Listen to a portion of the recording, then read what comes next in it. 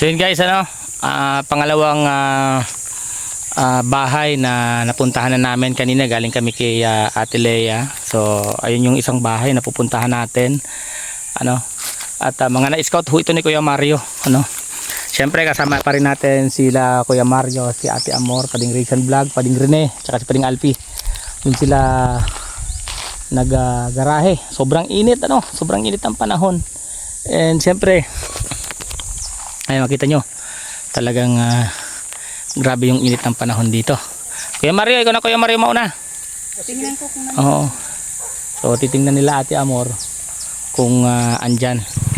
So yun, pupuntahan na nila Kuya Mario yung na-scout nila. Thank you so much kay Nanay Ine, napapakinabangan natin sa pag-i-scout yung talaga yung kanyang ibinigay na riding jersey. Yan, Nanay Ine, maraming salamat po. Wala pong tao. Ay na, ito pala Kuya Mario yung tao. Ano yan ay, panggatong? hindi po. Pang ano yan? Masunog po ako nito Itong mga, ito. Opo. Buti na pwedeng magsunog dito. Sa amin mo po ito. Hello po, te. Kumusta na kayo? Ay sir. Matagal kami hindi nakarating dito. So, ito yung bahay nila ate, Actually, lagi lang ho ako nakakapunta na ho ako dito dati pa. Pero hindi pa ho ako nasa YouTube, wala pa ho tayo sa social media. Nagbebenta pa tayo dati ng mga lupa. Ayan. Actually, baka isang araw ito sa doon pa sa dulo, yung ibebenta na napunta na. Pero dito rin sa side na to.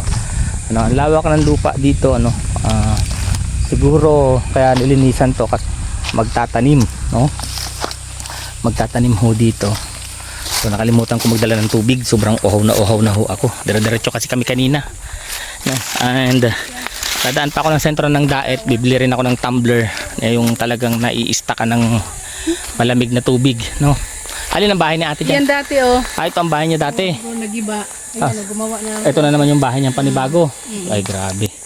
Ito na naman yung bahay ni ate na panibago. Binigyan namin yan sila dati ng pananim. At ang dingding lang ni ate ay sala-sala na dahon ng nyog. Ito, dahon ng nyog. Yun lang yung dingding niya rito. Lahat ng parang purong babae at yung hahanap namin dito na masisipag. May tubo. Puro pananim. Sobrang init. Ayan, grabing init ho guys. Oo nga te, mainit talaga. So yun. Siyempre, yung mga kasamahan namin, ito na sila Pading Rene, paparating na. Yan. Yun, si Pading Alpi, nakatago dun sa may puno ng nyog. Ewan ko nag-ano yun dun, ayun nagtatago pa siya doon. Nag-i-interview na ho si Kuya Mario, dun sa na-scout niya. Ganito ho kasi yung setup namin para maintindihan po ng mga viewers natin. Isa-isa ho kami na nagko-content sa mga tinutulungan, kaya mapapansin nyo po kanya-kanya ho kaming video. Ibig sabihin yung video ko kanina sa channel ko yun i-upload, and then ito naman video ito si Kuya Mario nag-i-interview, kay Kuya Mario yung channel yan i-upload, pwede niyang i-premiere yan. The next day pag ginagawa na yung bahay ni Ate Lea, si Pading Rene na naman, buong kung pwedeng buong maghapon si Pading Rene ang magdo-document nun. Siyempre hindi naman yung matatapos ang isang buong araw. Sa sunod na araw si Pading Alpi na naman, sa sunod na araw si BG Skin, si Kuya, hanggang ikot, then cycle yan. Ngayon pag turn over na po namin yan, kasi yun po lang talaga daw yung panahon nilang Rachel, yung sa pag turn over, kasi yung pag-i-scout nga, yung pagsasama-sama sa ganito hindi niya kayang gampanan kasi marami siyang ginagampanan ngayon na sa school, and then may mga biyahe pa po sila so hindi naman po pwedeng matingga raw tayo, sabi nilang mismo tito, hindi naman tayo pwedeng matingga lalo't may mga handang tumulong, handang sumuporta sa atin na mga anonymous sponsors yan, mga supporters yan, di ba? So kailangan tuloy-tuloy daw yung pagtulong kahit wala siya. So kaya po binibigyan niya po kami ng tawag dito ng pagkakataon na makapag vlog po dito sa mga posible at mga deserving pong matulungan Yun po yung setup namin sa ngayon. Alam nyo naman po kung gaano po kabisi si Langga sa mga panahong ito, dahil nag-aaral pa siya, and then first week ng June meron agad silang biyahe hanggang July ho, may mga bisitang darating, may mga travel, diba, na pinagkakasya sa kanyang bakasyon, sa kanyang schedule.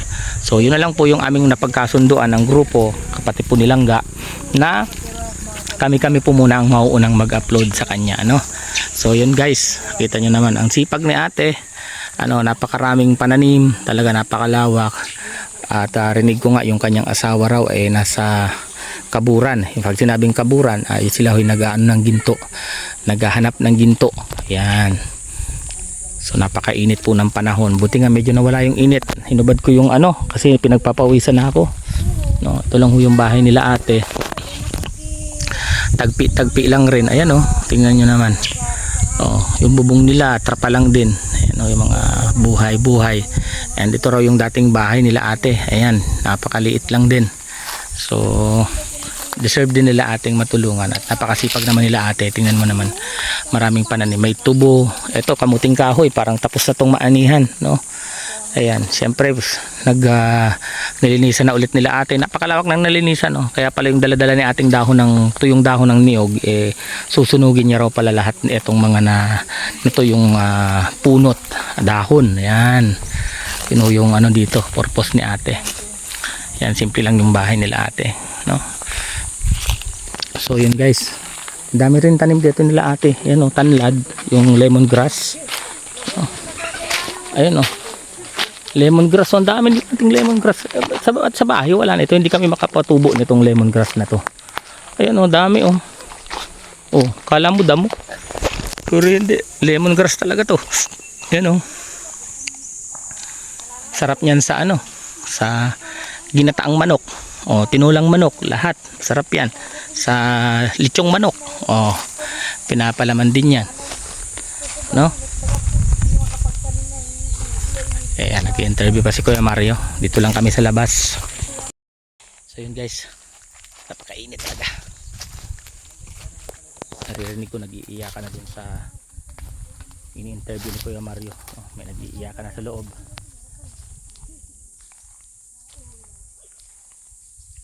Yan.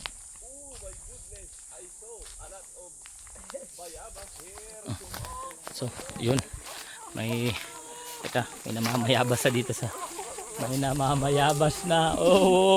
Ano yan ha, ano yan ano yan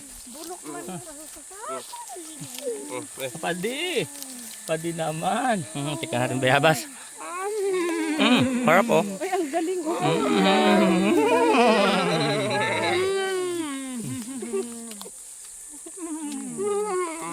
Yung katas lang kukunin ko nito at nauuhaw ko. Nakakauwaw na. Wala nang nakuha sa'yo. Katas yan, katas. Kakauhaw kasi walang tubig. Saan nakabili kanina?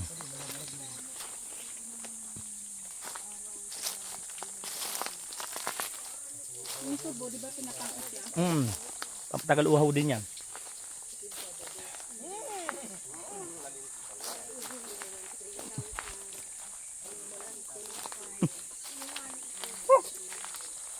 Kap, tanggal yung carton yung uhaw ko.